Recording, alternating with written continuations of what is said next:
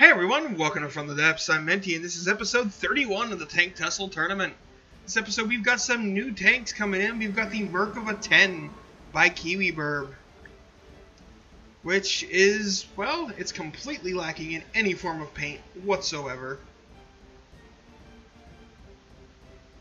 And, I think those are the steel plates on the side there. Yeah, using the steel plates as a track guard, basically.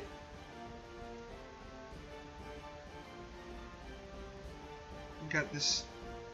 It's kind of weird how it has, you know, the 4 layers of track coming up, but then you can like easily see that there's only 2. Probably should have made the back line have 4 to hide this inner bit where they're missing. It's got a dual-barreled cannon, very squashed turret, very flat, not quite pancakey, you know, like the IS tanks and whatnot, but it is a very flat turret. But other than that, there's not a whole lot of detail on this thing. It's pretty bland. It has an okay hull shape, I guess. I wonder how got that. I will say it is pretty cool. That must be done with mimics. How it's got that ridge there, and it's like of uniform size the whole time, which, I don't know, I guess, yeah, that's actually exactly how they did it. It just starts a block later. Okay, never mind. That's not that,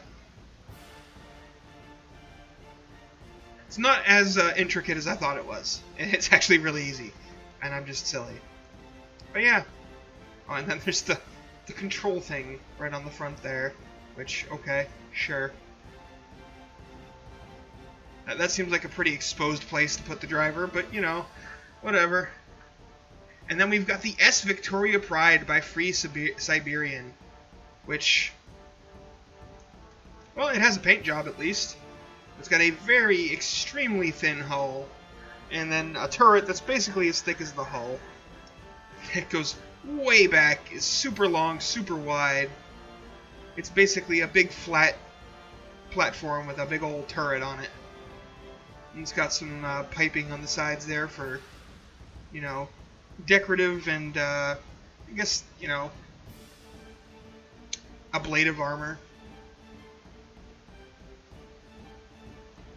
It's got 2 little sensor arrays up here.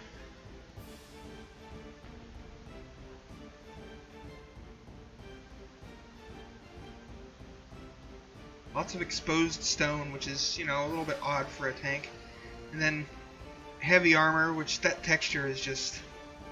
That's not Free Siberian's fault. That's just the heavy armor texture being the heavy armor texture. It's just bad. Got a single line of tracks, but it does go the whole length of the tank, so it's going to be a little bit difficult to mobility disable this vehicle. At least by killing the treads. It does look like it has some exposed holes in the side there. Is that on both sides? Yeah, it is. I don't know if that was intentional or not.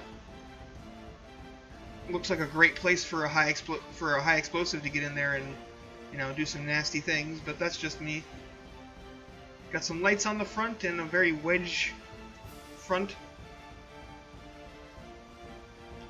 Yeah. This tank looks like it's going to be a little bit difficult to damage because of just the shape of the hull. It's very... It has a sort of an Abrams feel to it to me, but not quite, because the Abrams turret isn't that you know, ridiculous. But it is kind of sort of that same sort of design. But anyway, let's go ahead and get this battle underway. Merkava firing its twin cannons right off the bat. Victoria Pride, just raining shells. Just pouring shells into the landscape. It's having a really hard time hitting the Merkava. Oh, there, it hit it. And that shell went straight through. And went in one side and out the other of the Merkava.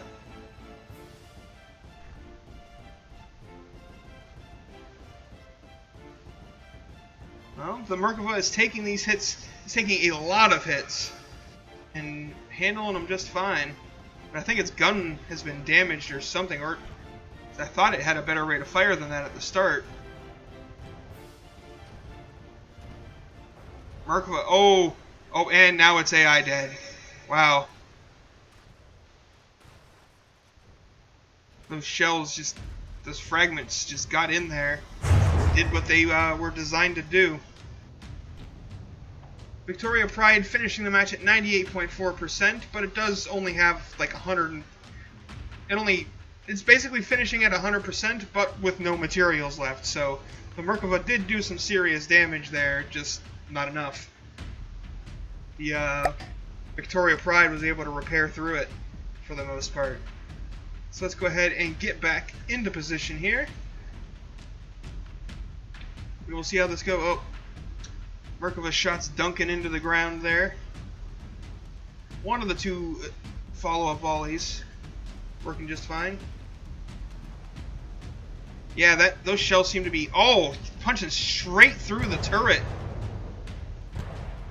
Yeah, those shells have some serious penetration. They're going all the way through the turret. Oh, and there's an explosion in the Victoria Pride. Part of its turret goes up. A huge portion of the hull destroyed. And it has been mobility killed. But so has the Merkava, it seems. Something just exploded and launched the Merkava. It is unable to move. And it's kind of impressive that the Victoria Pride's gun is still functioning after that massive explosion ripped apart the turret. The Merkava gets launched in the air again. It's actually getting some DQ time from all that. Oh, I think the turret went up with that last one. Yeah, the turret's gone, and that's a 2-damaged Merkava.